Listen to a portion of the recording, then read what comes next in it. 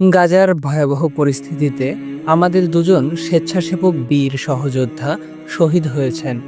গাজায় যুদ্ধের নির্মমতা দিন দিন বেড়েই চলেছে। সেখানে লাখো মানুষ আজ অসহায়। ফিলিস্তিনের গাজায় ভাই বোনেদের জন্য 2024 সাল থেকে কাজ করছে মাস্তুল ফাউন্ডেশন। গাজায় অসহায়দের জন্য মাস্তুল ফাউন্ডেশন মিশর থেকে বেশ কয়েকবার লরি করে শুকনো খাবার, শিশু খাদ্য, জরুরি সহায়তা পাঠিয়েছে।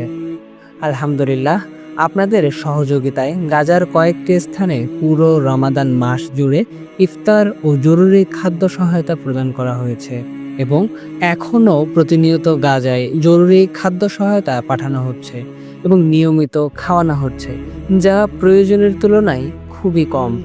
যুদ্ধ কবলিত গাজায় নেই পর্যাপ্ত খাবার, নেই নিরাপদ পানি।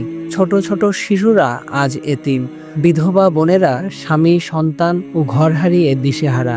এখনো প্রায় লাখো মানুষ আপনার সাহায্যের অপেক্ষায়। এই সংকটময় পরিস্থিতিতে আপনার সাহায্য তাদের জন্য কোনো দান বা অনুগ্রহ নয়, বরং আপনার দায়িত্ব তাদের উপর।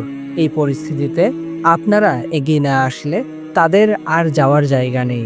তাই গাজার সকল যুদ্ধ কবলিত ভাই বোনেদের পাশে অন্তত খাদ্য ও জরুরি সহায়তা দিয়ে এগিয়ে আসুন সাধ্যমতো। আপনার দানে সাহায্য পৌঁছে যাবে মজলুম ভাই বোনেদের কাছে।